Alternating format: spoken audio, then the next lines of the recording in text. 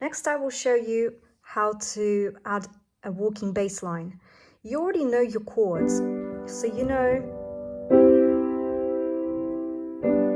how to do that.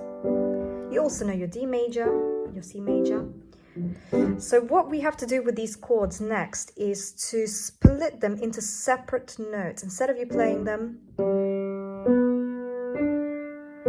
So here's the first one for G. If you're doing 4 beats in a bar, you're counting 1, 2, 3, 4. So if you're doing it with a partner, your partner might be playing the chord, or you might be doing it with both hands. You have a right hand chord and a left hand bass line, which is common, and then you're going to swap over, go to C, C, E, G, E.